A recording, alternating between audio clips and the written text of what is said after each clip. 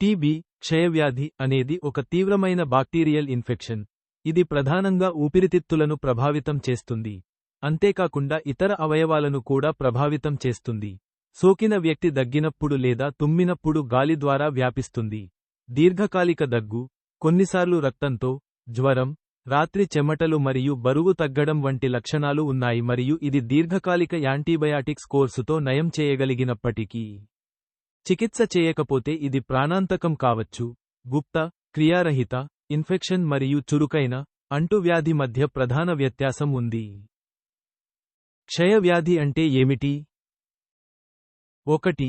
Mycobacterium tuberculosis bacteria వల్ల వస్తుంది. 2.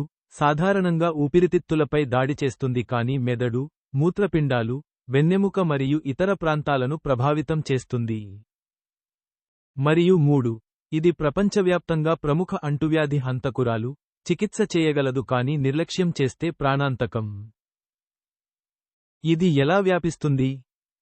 ఊపిరితిత్తులలో లేదా గొంతులో క్రియాశీల టీబీ ఉన్న వ్యక్తి శ్వాస తీసుకున్నప్పుడు, దగ్గినప్పుడు, మాట్లాడినప్పుడు లేదా పాటలు పాడినప్పుడు గాలి ద్వారా సంక్రమించే వ్యాధి.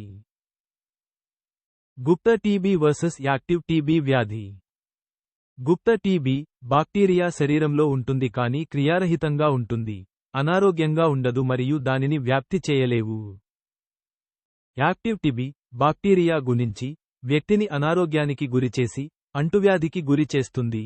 యాక్టివ్ టీబీ లక్షణాలు ముఖ్యంగా ఊపిరితిత్తులలో నిరంతర దగ్గు, 3 వారాలకు పైగా, రక్తం లేదా కఫంతో దగ్గు, ఛాతీ నొప్పి, అలసట, బలహీనత, జ్వరం, చలి, రాత్రి చెమటలు, మరియు ఆకలి లేకపోవడం, బరువు తగ్గడం. ప్రమాద కారకాలు. 1. బలహీనమైన రోగనిరోధక వ్యవస్థలు, హెచ్ఐవి వంటివి. 2. టీబీ ఉన్న వారితో నివసించడం లేదా పనిచేయడం. మరియు 3. పేదరికం, పోషకాహార లోపం, రద్దీ పరిస్థితులు. రోగ నిర్ధారణ మరియు చికిత్స. 1. రోగ నిర్ధారణ కోసం వేగవంతమైన పరీక్షలు సిఫార్సు చేయబడ్డాయి. 2. బహుళ యాంటీబయాటిక్స్ యొక్క దీర్ఘ కోర్సు 6+ నెలలు అవసరం. మరియు 3. ఔషధ నిరోధకతను నివారించడానికి సూచించిన విధంగా ఔషధం తీసుకోవడం చాలా ముఖ్యం. నివారణ. క్రియాశీల కేసుల ప్రారంభ రోగ నిర్ధారణ మరియు చికిత్స. వ్యాప్తిని నియంత్రించడానికి ప్రజారోగ్య చర్యలు.